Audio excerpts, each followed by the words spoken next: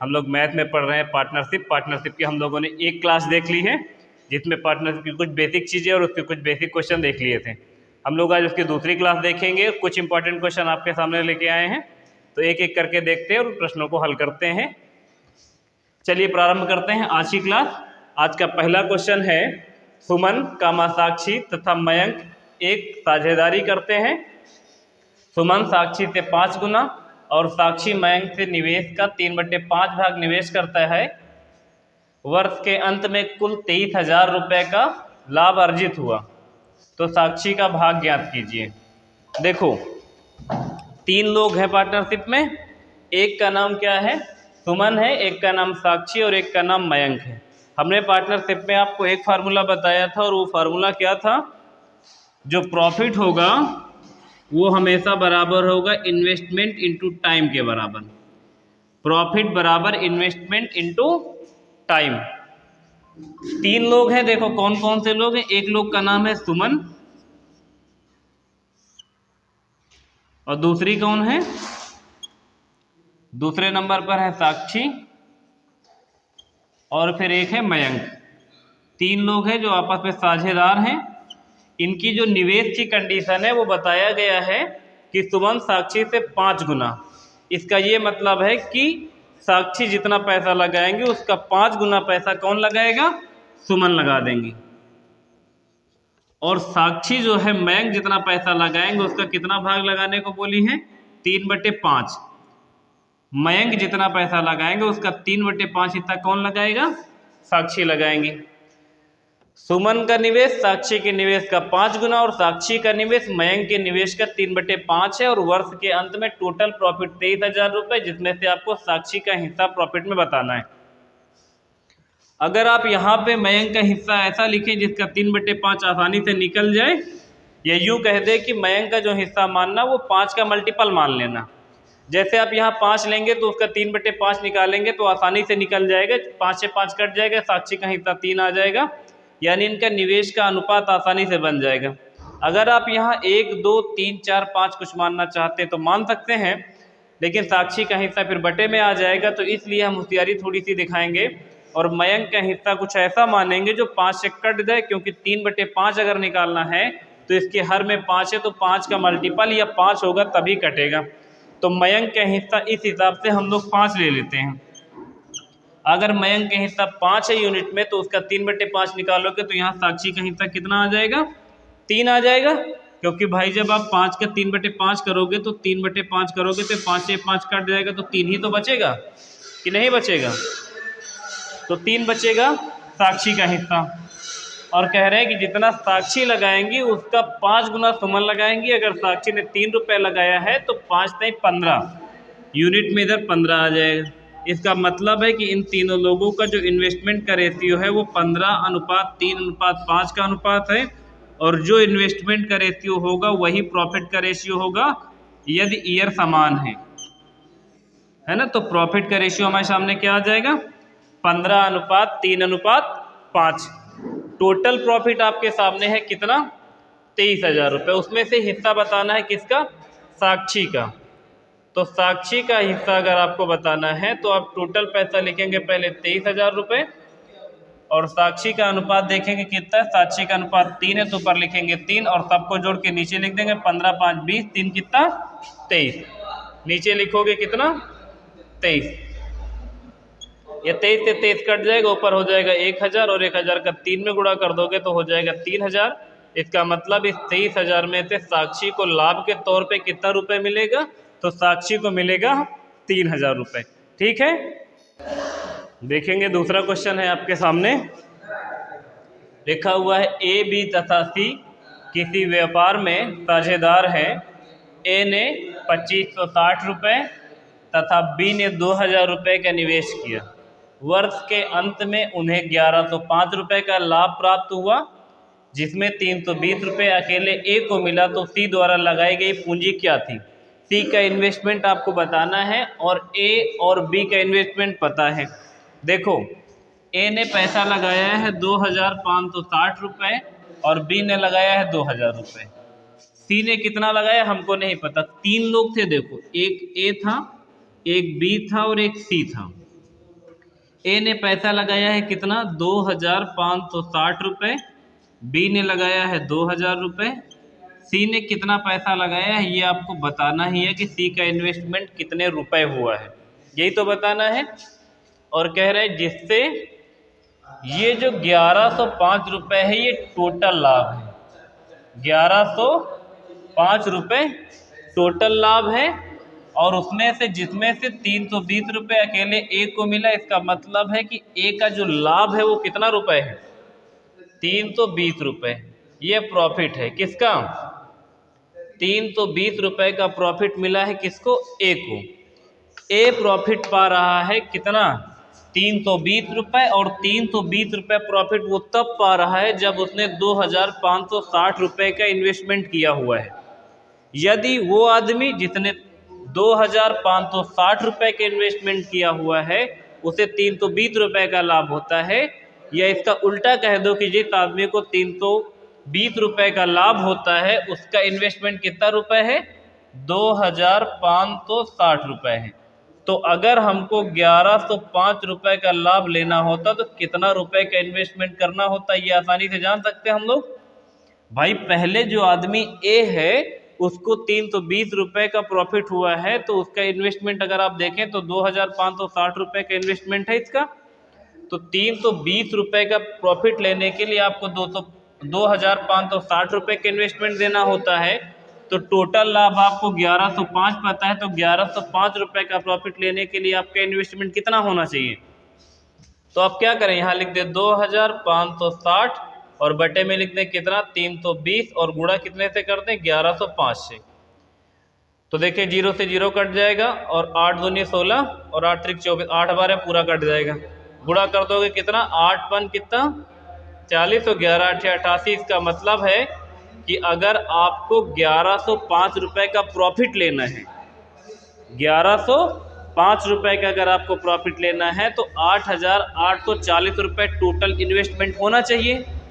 और 8840 रुपये में ए ने 2560 रुपये और बी ने 2000 रुपये इन्वेस्टमेंट कर दिया है। तो सी कितना इन्वेस्टमेंट कर दे कि टोटल कितना हो जाए 8840 हो जाए। तो हम लोग क्या करें, इस 8840 टोटल इन्वेस्टमेंट में से ये 2560 और ये 2000 दोनों को जोड़ देंगे तो कितना हो जाएगा, देखो 2 2 4560, इससे घटा देते हैं 4560, इससे घटा देंगे तो निकल आएगा सी का इन्वेस्टमेंट। ये जो आया है ये कहाँ से आया है, जब हम इन दोनों को जोड़ देंगे, इन दोनों को जोड़ कर लिखे हुए हैं, क्योंकि टोटल इन्वेस्टमेंट कितने का होना चाहिए। अगर आपको 1105 रुपये का लाभ लेना है तो 8840 रुपये का इन्वेस्टमेंट होना चाहिए, जिसमें से ए ने 2560 और बी ने 2000 रुपये इन्वेस्टमेंट किया। तो दोनों को जोड़ेंगे तो 4560 आ जाएगा और 8840 रुपये टोटल इन्वेस्टमेंट में से हम लोग 4560 रुपये का इन्वेस्टमेंट घटा देंगे। तो देखो यहाँ 0 से 0 घटा देंगे तो यहाँ 0 आ जाएगा, 4 घटा देंगे कितना 4 4 8 हो जाएगा। यहाँ पर यहाँ कितना बचेगा, 7 में से 5 चला जाएगा, हो जाएगा कितना 2 और यहाँ हो जाएगा कितना 8। गलत तो नहीं घटाया हमने, गलत ही घटाया है ना। यहाँ 8 है तो 8 में से चला जाएगा तो कितना बचेगा 4, यानी 4280 रुपये इन्वेस्टमेंट कौन करें, तो सी का इन्वेस्टमेंट आ जाएगा। एक बार इसको फिर से चेक कर लो, 0 0 हो जाएगा, यहाँ में 16 6 जाएगा तो कितना हो जाएगा 4 4 8 हो जाएगा, यहाँ 7 5 2 7 और यहाँ 4 सी है। 4280 रुपये कौन इन्वेस्टमेंट करें, इतना सी इन्वेस्टमेंट कर दें तो जाके ओवरऑल प्रॉफिट 1105 रुपये बन जाएगा। तो हमसे यही पूछा गया था कि सी द्वारा लगाई गई पूंजी बताइए, यानी सी का इन्वेस्टमेंट बताइए। तो सी का इन्वेस्टमेंट कितना आ जाएगा 4280 रुपये आ जाएगा। ठीक है, देखेंगे आप लोग तीसरा प्रश्न आपके सामने लिखा हुआ है, ए और बी क्रमशः 12,000 रुपये और 6,000 रुपये का निवेश करके साझेदारी में एक बिजनेस शुरू किया। 8 महीने के बाद 15,000 रुपये की पूंजी के साथ सी भी बिजनेस में जुड़ गया। 2 वर्ष के अंत में 33,600 रुपये का लाभ हुआ। तो लाभ में से सी का हिस्सा कितने रुपए है ये बताना है। 3 लोग हैं, एक का नाम ए, एक का नाम बी और एक का नाम सी। ए ने 12,000 रुपये लगाया पहले, फिर बी ने 6,000 लगाया, और उसके 8 महीने बाद सी आया और सी अपने साथ पैसा लेके आया 15,000 रुपये। ए का पैसा कितना है 12,000 रुपये, बी ने कितना इन्वेस्टमेंट किया 6,000 रुपये और सी ने 15,000 इन्वेस्टमेंट किया, लेकिन ये आया 8 महीने के बिजनेस में 8 महीने के बाद, और 2 वर्ष के बाद टोटल जो प्रॉफिट हुआ है वो कितना हुआ है 33,600 रुपये। तो उस 33,600 रुपये में से सी का लाभ में हिस्सा कितने रुपए बनेगा ये आप लोग को बताना है। देखो 3 साझेदार हैं, एक का नाम ए है, एक का नाम बी है, एक का नाम सी है। ए प्रारंभ से था 12,000 रुपये लेके बिजनेस में आया था, बी भी प्रारंभ से था 6,000 रुपये लेके बिजनेस में आया था, सी ने क्या किया 15,000 रुपये लेकर तो आया है, लेकिन ये 8 महीने बाद आया है बिजनेस में। 8 महीने बाद में आने का क्या मतलब है, टोटल 2 साल का लाभ तुमको 33,600 रुपये दिया है, और सी आया है बिजनेस में 8 महीने के बाद, और 1 साल में होता है 12 महीने, तो 2 साल में हो जाएगा 24 महीने। 2 साल में 24 महीने, तो इसका मतलब है कि पहला वाला जो है ए जो है ये पूरे के पूरे 24 महीना बिजनेस में रहा होगा, तो इसमें 24 से गुणा कर दो, क्योंकि ये शुरू से लेके लास्ट तक था और टोटल 2 साल की बात कही गई है। और हमने आपको ये बता रखा है कि जो प्रॉफिट का रेशियो होता है इन्वेस्टमेंट इनटू टाइम के बराबर होता है। तो ए का इन्वेस्टमेंट हो गया 12,000 और टाइम हो गया 24 महीने। 24 महीने इसलिए लिख रहे हैं, 2 साल इसलिए नहीं लिख रहे हैं क्योंकि तीसरा वाला जो साझेदार जिसका नाम सी है ये पूरे 2 साल बिजनेस में नहीं था, ये 8 महीने बाद आया था। इसका मतलब है 24 महीने के बजाय 16 महीना ही बिजनेस में रहा होगा, क्योंकि 8 महीने बाद ही ना आया है भाई वो। तो 24 महीने टोटल होते थे, 24 में से हम लोग क्या करें 8 घटा लें, क्योंकि सी वाला जो पार्टनर है वो 8 महीने बाद आया। इसका मतलब इसका पैसा जो बिजनेस में था वो केवल 16 महीने तक था, और इस वाले का भी 24 महीने तक था पूरा पूरा बी वाले का। इन तीनों का अनुपात बना लो। अब ये जो 12,000, 6,000 और 15,000 था ना, इनको शुरुआत में 3-3 जीरो छोड़ देने चाहिए थे। तो ये 3-3 जीरो अभी आप वहाँ नहीं छोड़े थे, तो यहाँ पे तीनों जीरो आपस में कैंसिल कर दो। उसके बाद इसको कैंसिल कर दो, कितने से 12 से कट जाएगा, नहीं कटेगा 6 से कट जाएगा ना, 6 से काट दो। देखो 6 दूनी 12, 6 का नाम 6, और 6 से तो कुछ कटेगा नहीं, गड़बड़ हो गया क्या, 4 से काट दे फिर, ठीक है 4 से काट दो इसको। 4 से कितना 12, और फिर 4 छंग 24, और 4 चौक 16, फिर कितने से काट दे 3 से काट दो। 3 एक नम 3, 3 दूनी 6, और 3 पचे कितना 15, फिर कितने से काट दे 2 से काट लो। ये 2 एक नम 2, और 2 दूना कितना 4, और कितना 2 बरहम 24, यानी 12 दूना 24। यहाँ आ जाएगा देखो कितना 12 अनुपात, यहाँ क्या बचा 6 अनुपात, कितना बचेगा ये वाला 5, और ये मिला लेगा तो कितना हो जाएगा 10 हो जाएगा, 5 दूना 10। तो क्या 12 अनुपात 6 अनुपात 10 बन जाएगा इसका अनुपात। देखिएगा जरा एक बार क्या सही है, और कटेगा ये 2 से इसको काटो कितनी बार में, 2 छंग 12, 2 तेई 6, 2 पंचे 10।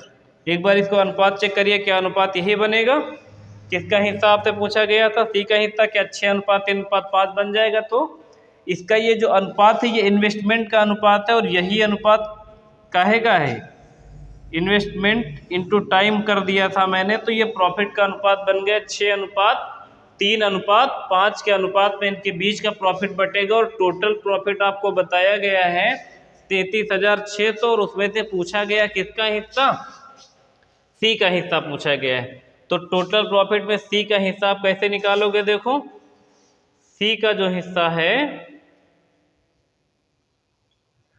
टोटल प्रॉफिट पहले लिख देते हैं कितना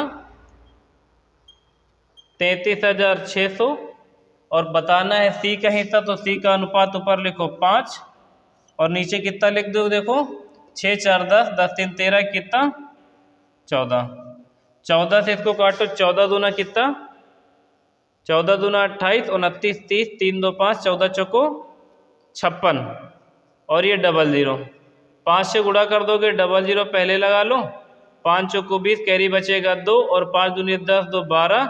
इसका मतलब है कि 33,600 रुपये में से लाभ के तौर पर सी को कितना पैसा मिलेगा, सी को मिलेगा 12,000 रुपये। समझ में आ गया होगा आपको।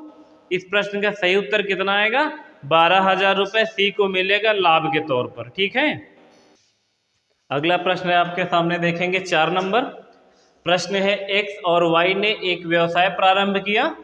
एक्स ने 8,000 रुपये निवेश किया और वाई ने 10,000 रुपये निवेश किया। 6 महीने बाद जेड भी 6,000 रुपये के निवेश के साथ उस व्यवसाय में शामिल हो गया। यदि 3 वर्षों में 9,660 रुपये का लाभ होता है तो लाभ में जेड का हिस्सा, आपको जेड का प्रॉफिट बताना है। बिल्कुल सेम प्रश्न है, इससे पहले वाला जैसा हम लोगों ने किया था सेम वैसा ये वाला भी है ना, इससे पहले वाला जो किया था। 3 लोग हैं, देखो एक्स है, वाई है और जेड है। एक्स ने कितना पैसा लगाया है, देखो एक्स का निवेश है 8,000 रुपये और जेड का एक्स के बाद वाई का निवेश है 10,000 रुपये और जेड का निवेश है 6,000। 8,000, 10,000, 6,000 तो सबके 3 जीरो छोड़ देते, एक्स का लिख देते 8,000 का 8, वाई में लिख देते 10,000 का 10 और जेड में लिख देते 6,000 का 6। अभी देखो तुम्हारे सामने 3 वर्षों में जो लाभ प्राप्त हुआ है, 3 वर्षों का लाभ आपको दिया गया है 9,660 रुपये। कितने सालों का प्रॉफिट है ये? 3 सालों का प्रॉफिट है, जिसमें से जो जेड पार्टनर है वो 6 महीने बाद आया है। 6 महीने बाद आने का मतलब, और टोटल प्रॉफिट तुम्हारे सामने 3 साल का है, तो इसका मतलब है 12 3 36, इधर 36 से गुणा करो, इधर भी 36 से करो, और 36 से इसलिए कर रहे हैं कि तीसरा वाला व्यक्ति वर्ष में नहीं महीने में काउंट करना पड़ेगा, तो सबको महीने में लिख दिया जितना टाइम था ना। तो 36 में से 6 घटा दो, क्योंकि 6 महीने बाद जेड आया था और टोटल 3 साल हैं, एक साल में 12 महीने, तो 12 से 36 महीने, 36 महीने टोटल बनते, जिसमें से जेड जो है 6 महीने बाद आया था। इसका मतलब इसका जो पैसा था वो बिजनेस में केवल कितने महीने तक था? 30 महीने तक था, तो 30 से गुणा कर दें। तो पहले वाले के इन्वेस्टमेंट, फिर पहले वाले का टाइम, दूसरे वाले के इन्वेस्टमेंट उसका टाइम, तीसरे वाले जेड का इन्वेस्टमेंट और टाइम। ये 6,000, ये 10,000, ये 8,000 था, सबका 3 जीरो पहले ही कॉमन था तो छोड़ दिया। तो इनका जो अनुपात बनेगा ये प्रॉफिट का रेशियो बन जाएगा, और हमसे प्रॉफिट का रेशियो जैसे निकला टोटल प्रॉफिट दे के जेड का हिस्सा बताना है, तो हम लोग जेड का हिस्सा आसानी से निकाल सकते हैं। तो हम लोग पहले इसका रेशियो बना लेंगे, इन्वेस्टमेंट इनटू टाइम करके प्रॉफिट का रेशियो बना लेंगे। कितने से काट ले पहले इसको? 6 से काट ले, 6 का नम 6, 6 छंग 36, 6 छंग 36। फिर कितने से काटे? 6 का नम 6, 6 का नम 6 और 6 पंचे कितना? 30। और यहाँ आ जाएगा देखो कितना, ये 8:10:5 का अनुपात बनेगा, यानी x अनुपात y अनुपात z जो पैसा बांटेंगे वो 8:10:, तो कितना हो जाएगा? 10, 18, 19, 20, 23 बनेगा टोटल योग। टोटल प्रॉफिट पहले देखो कितना, टोटल प्रॉफिट में बताना जेड का हिस्सा, जेड का हिस्सा बताना है लाभ में से। टोटल लाभ आपको पता है कितना है टोटल लाभ? टोटल लाभ है 9660, यानी 9,660 रुपये। हिस्सा बताना है जेड का, तो जेड का अनुपात कितना है? 5, जो कि ऊपर लिख देंगे, और इनको जोड़ेंगे तो 10, 8, 18, 5, 23, तो नीचे लिख देंगे 23। अब 23 से इसको काटेंगे तो 23 के पढ़ा से कितनी बार जाएगा? 23 दूना 46, 23 चौको कितना होगा? 92, 3 चौक 12 के 2, कैरी आएगा 1, और 4 दूना 8, 1 9। तो 23 से काटो इसको, 23 चौको हो जाएगा 92, और बचेगा कितना? 4, और 23 दूना कितना? 46, और 1 जीरो ये वाला। 23 चौको 92 और 23 दूना 46। हाँ ठीक है, 5 से गुणा कर देंगे तो 1 जीरो पहले, 5 दूनी 10, जीरो कैरी 1, और 5 चौको 20, 1 21। इसका मतलब ये है कि 9,660 रुपये के टोटल लाभ में से यदि आपसे जेड का हिस्सा पूछा जाए प्रॉफिट के तौर पे तो कितना आएगा? 2100 आएगा। यदि इसी जगह वाई का हिस्सा पूछा गया होता तो 5 की जगह 10 कर लेते, और अगर उसी जगह एक्स का हिस्सा पूछे होते टोटल प्रॉफिट में से तो उस जगह पे 8 कर लेते। ये टोटल प्रॉफिट था 9,660 रुपये, इसलिए तीनों अनुपातों को जोड़कर हमने नीचे लिखा है। अगर किसी एक आदमी का प्रॉफिट पता होता तो उस आदमी का प्रॉफिट उसके नीचे रख लिए होते। तो टोटल प्रॉफिट को जितना हुआ था उसको हमने 8:10:5 के अनुपात में बांटना था, और हमसे जेड का हिस्सा पूछा गया था, तो मैंने 5 यूनिट की वैल्यू निकाल दी। 23 यूनिट की वैल्यू हमारे सामने आ रही थी 9,660, तो 5 यूनिट की वैल्यू कितनी बनेगी? 21,000 रुपये। तो आपके प्रश्न का सही उत्तर और जेड का लाभ में हिस्सा 2100 रुपये बनेगा। अगला क्वेश्चन है आपके सामने, देखिए 5 नंबर लिखा हुआ है, ए और बी साझे का कार्य 5:6 के अनुपात में पूंजी लगा के कर रहे हैं। 8 महीने के बाद ए अपने इस कार्य से हट लेता है या हट जाता है। यदि उन्होंने 5:9 के अनुपात में लाभ पाया हो तो बी ने अपनी पूंजी कितने महीने तक लगा कर रखी। देखो 3 चीज़ें आपको बहुत ध्यान से समझनी है और 3 ही चीज़ें इस चैप्टर में बार बार हम आपको बता रहे हैं कि आप सिर्फ 3 चीज़ों पर फोकस कर लें। प्रॉफिट बराबर इन्वेस्टमेंट इनटू टाइम, पूरा चैप्टर सिर्फ इन्हीं 3 बात पे निर्भर है। 2 लोग थे, देखो एक लोग था ए, एक लोग थे कौन, बी। इधर लिख लो इन्वेस्टमेंट, फिर लिख लो टाइम और बराबर में लिख लो प्रॉफिट। इस चीज़ को एक बार ज़रा आप लोग ध्यान से समझ लो। अगर आपके पास इन्वेस्टमेंट का रेशियो पता है 5:6, तो इन्वेस्टमेंट का रेशियो कितना लिख दो, 5:6 लिख दो। और लास्ट में आपको प्रॉफिट का रेशियो पता है कितना, 5:9। अब देखो एक चीज़, अगर मान लो एक एग्जाम्पल पहले देखते हैं, उसके बाद इस प्रश्न को समझते हैं। मान लो अगर ए और बी के इन्वेस्टमेंट, इस चीज़ को ध्यान से समझो, आई का मतलब इन्वेस्टमेंट लिख दो, फिर टाइम लिख दो, फिर लिख दो प्रॉफिट। इन दोनों चीज़ों को ध्यान से समझो। यदि ए और बी का जो इन्वेस्टमेंट है, अगर मान लेते हैं ये 2:3 के अनुपात में था, ये इन्वेस्टमेंट का रेशियो है, और जो टाइम का रेशियो है वो 4:5 के अनुपात में था, तो जो प्रॉफिट था वो कितना हो जाता, 4 दूना कितना हो जाता, 8 हो जाता, और यहाँ कितना हो जाता, 5 से 15 हो जाता है। इसका मतलब जो उनका प्रॉफिट होता वो 8:15 के अनुपात में बटा होता। यदि इन्वेस्टमेंट का रेशियो 2:3 और जो टाइम का रेशियो है यानी अनुपात जो है वो 4:5 है, तो जो प्रॉफिट होगा उनके बीच में वो काहे में बटेगा, 8:15 के अनुपात में बटेगा। अगर मान लो आपके सामने ये अनुपात हम हटा दें, टाइम का रेशियो आपको ना पता हो और आपको पता हो जाए इन्वेस्टमेंट का रेशियो और प्रॉफिट का रेशियो, तो अगर आपको टाइम का रेशियो जानना है तो क्या कर दे, प्रॉफिट वाले रेशियो को 2 से भाग कर दे, तो 2 चौको 8 हो जाएगा और 3 पचे 15 हो जाएगा। तो क्या आपको टाइम का रेशियो नहीं मिल जाएगा। और यदि आपको टाइम का रेशियो पता है, आप इन्वेस्टमेंट का रेशियो नहीं पता है और प्रॉफिट का पता है, तो आप 4 से भाग कर देते हो, तो 4 दूनी 8 हो जाता और 5 से कितना हो जाता, 15 हो जाता। हम सिर्फ ये बताना चाह रहे हैं कि यदि आप अनुपात जो प्रॉफिट वाला रेशियो होगा उसको अगर आप टाइम वाले रेशियो से भाग करेंगे तो इन्वेस्टमेंट आएगा, और अगर प्रॉफिट को इन्वेस्टमेंट से भाग करेंगे तो टाइम आएगा। तो इस तरह से देखो आपके सामने यहाँ इन्वेस्टमेंट 5 और 6 के अनुपात में है और प्रॉफिट 5:9 के अनुपात में है। तो 5 से काटोगे तो 5 का नाम 5 हो जाएगा, ये वाला 5 ऊपर रखना है, ठीक है। 5/5 करोगे तो टाइम का रेशियो यहाँ 1 आएगा। यहाँ पे 9 को 6 से काटोगे तो कटेगा नहीं, तो क्या आएगा, 9/6 आ जाएगा। तो ये अनुपात यही तो बनेगा, 1 अनुपात और बराबर में कितना, 9/6। इसको अगर और सरल करना चाहते हो तो इधर 6 से गुणा करा के 6:9 कर सकते हो, लेकिन ज़रूरत नहीं है। ऐसे ही समझ लो कि 1:9/6 है और तुमको बताया गया है कि ए का पैसा बिजनेस में कितने दिन तक था, तो ए ने अपना पैसा 8 महीने तक रखा है और ए का टाइम का रेशियो कितना है, 1, यानी जो 1 बराबर है वो कितने के बराबर, 8 माह के बराबर है। यदि 1 यूनिट की वैल्यू 8 माह के बराबर है तो बी का पैसा तो 9/6 यूनिट तक था, तो 9/6 की वैल्यू बतानी है, तो 8/1 गुणे में कर लोगे 9/6, 3 से काट लेते हैं, 2 से काट दें, 2 3 6 और 2 चौको 8 और 3 से काटोगे 3 3 का 9, तो 3 चौक 12। इसका मतलब है कि बी का पैसा बिजनेस में कितने दिन तक था, तो बी का बिजनेस में पैसा था 12 महीने तक, ये कह दो 1 साल तक। समझ पाए हो बात को आप? अगर नहीं समझ पाए हो तो हम नेक्स्ट क्वेश्चन जो बताएंगे बिल्कुल ऐसा ही बताएंगे, उसको जरूर समझ लीजिएगा, ठीक है। फिलहाल इस वाले प्रश्न का आंसर आएगा 12 महीने। अगला क्वेश्चन है बिल्कुल पिछले क्वेश्चन की तरह है, देखिएगा 6 नंबर क्वेश्चन क्या लिखा हुआ है। लिखा हुआ पी और क्यू ने एक व्यवसाय में 5:13 के अनुपात में निवेश किया। क्यू ने 6 महीने के बाद अपनी पूंजी निकाल ली। उन्होंने अपना लाभ 25:26 के अनुपात में साझा किया। पी की राशि को कितने समय तक उपयोग में लाया गया, ये उपयोग किया गया।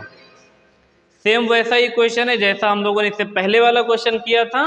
देखो दो लोग हैं P और Q, दो साझेदार हैं, एक का नाम P है और एक का नाम Q है। इनका इन्वेस्टमेंट और इनका टाइम और इनका प्रॉफिट, इन्वेस्टमेंट का रेशियो आपको पता है 5:13 के अनुपात में इन्होंने अपना पैसा निवेश किया है, और इनका टाइम पता नहीं, लेकिन जो इनका प्रॉफिट बटा है वो बटा है 25:26 के अनुपात में। हमने इनके डाटा चेंज करके अनुपात ऐसा बदल दिया है ना, जिससे कि ये प्रॉपर कट जाए, बटे में ना जाने पाए, जिससे कि आप विधिवत समझ पाए। जो ए का पैसा है देखो वो कितने महीने तक बिजनेस में लगा हुआ था, ए का पैसा सॉरी क्यू का पैसा ना, क्योंकि दो लोग हैं ना पी और क्यू। क्यू का पैसा 6 महीने तक बिजनेस में था, और पूछा गया है कि पी का कितने दिन तक था बिजनेस में, ये बताओ। अगर आपके सामने इन्वेस्टमेंट का रेशियो 5:13 और प्रॉफिट का रेशियो यानी अनुपात जो है 25:26 है, तो टाइम का अनुपात बनाने के लिए अगर 5 से काट दोगे तो 5×5 = 25, 25 को 5 से भाग कर दिया है, 26 को 13 से करोगे, 13 दूना 26। इसका मतलब है जो उनका टाइम का अनुपात है वो 5:2 के अनुपात में था। और देखिएगा यहाँ Q का जो टाइम का रेशियो वो कितना है, 2 है, और 2 यूनिट की वैल्यू कितने के बराबर है, 2 यूनिट की वैल्यू है 6 माह के बराबर। और आपको बताना है P का पैसा कितने दिन तक बिजनेस में था, तो 5 यूनिट की वैल्यू कितने महीने के बराबर, यदि 2 यूनिट की वैल्यू 6 महीने के बराबर, तो 5 यूनिट की वैल्यू बराबर 6/2 गुणे में 5, 2 से काटोगे 2 × 6 तो 5 × कितना आ जाएगा, 15 माह। इसका मतलब है कि P का जो पैसा था बिजनेस में वो कितने महीने तक लगा रहा है, वो लगा हुआ था 15 माह तक। और हमसे यही पूछा गया था कि P की राशि कितने समय तक उपयोग की गई थी, ये बताना था। तो दोनों क्वेश्चन सेम से हैं, समझ में जरूर आए होंगे। तो इस वाले प्रश्न का आंसर आएगा 15 महीने। ठीक है, देखिएगा अगला क्वेश्चन आपके सामने 7 नंबर लिखा हुआ, A, B और C एक कंपनी में हिस्सेदार है। किसी एक वर्ष में A को लाभ का 1/3 भाग, B को 1/4 भाग मिला और C को 5,000 रुपये मिला, तो A को लाभ के रूप में कितना धन मिलेगा। आपको बताया गया कि A को जो है ना टोटल लाभ का 1/3 भाग मिला है, और B को टोटल लाभ का 1/4 भाग मिला है, और C को 5,000 रुपये मिला है। तो आप बताइए कि A को कितना रुपए मिला था। करने के कई तरीके हैं, कुछ लोग बटे में कर देते हैं, कुछ लोग अनुपात मान के कर देते हैं। हम आपको बारी बारी करके दोनों तरीके बता देते हैं। देखो A, B और C 3 लोग थे। A को मिला है लाभ का कितना, 1/3 भाग, और B को लाभ का मिला है 1/4 भाग, और C को मिला है 5,000। अगर C को 5,000 रुपये मिला है तो 5,000 तो भी आप किनारे रखो, आप बटे में ये बताओ कि C का हिस्सा कितना होगा। A को मिल गया है 1/3, B को मिल गया है 1/4, तो C को कितना मिलेगा। अगर आप C का हिस्सा जानना चाहते हो और बटे वाले तरीके से ही करना चाहते हो, तो इन दोनों को जोड़कर 1 से घटा दीजिए, क्योंकि बटे में जो गिनती है वो कितना, टोटल 1 रुपये या 1 यूनिट मान सकते हो कि टोटल प्रॉफिट 1 है। इन दोनों को जोड़कर अगर 1 से घटा दिया जाए तो C का लाभ पता चल जाएगा। इसका मतलब C का प्रॉफिट जानने के लिए आपको घटाना होगा 1 से किसको, 1/3 को, और प्लस में 1/4 को जोड़कर। दोनों को जोड़ेंगे देख कितना हो जाएगा, 3 चौक हो जाएगा 12 और 4 3 हो जाएगा 7। जोड़ देंगे तो ये गुणा करके 1 से देंगे घटा इसको, तो 12 का नाम 12, घटा देंगे तो 7 5 12, यानी 5/12 होगा वो किसका हिस्सा आ जाएगा, 5/12 हिस्सा आएगा C का। और 5/12 की वैल्यू ही है 5,000, क्योंकि C का हिस्सा आपको पता है। तो यदि 5,000 जो है ये 5,000 किसकी वैल्यू है, 5,000 वैल्यू है 5/12 की, और आपको हिस्सा बताना है किसका, A का, यानी 1/3 की वैल्यू बतानी है। तो इसको सॉल्व कर दो, लिखो 5,000 और ये 12 पलट के ऊपर आ जाएगा, तो गुणे में लिखो 12, बटे में रह जाएगा ये 5 और गुणे में रह जाएगा 1/3। 5 से ये वाला 5 काट दो और 3 से काट दो, 3 चौक कितना 12, गुणा कर दोगे तो इसका मतलब है A को लाभ के तौर पे कितना रुपए मिलेगा, 4,000 रुपये मिलेगा।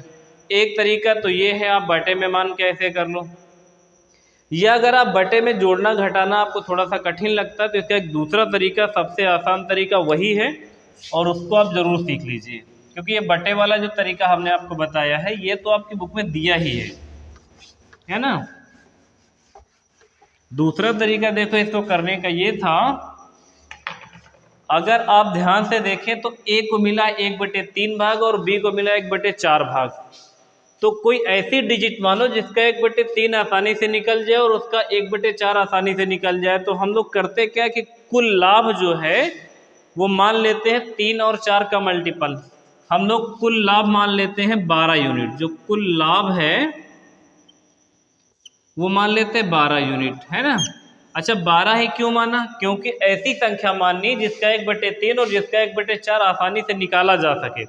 जरूरी नहीं है कि आप 12 माने, हो सकता है आपके दिमाग में 24 चल रहा हो, या ऐसी कोई भी संख्या जो 3 और 4 दोनों से कटे आप मान सकते हो। 12 मान सकते हो, 24 मान सकते हो, 48 मान सकते हो, है ना। बस 3 और 4 से कटनी चाहिए। तो अगर पहले वाले का हिस्सा निकालोगे तो 12 के 1/3 निकालोगे तो कितना आ जाएगा? 4 यूनिट आ जाएगा भाई। 12 का 1/3 करोगे तो 12 गुणे 1/3, 3 से काटोगे 3 चौक 12, और 4 से काटोगे तो कितना? 4 से ही 12।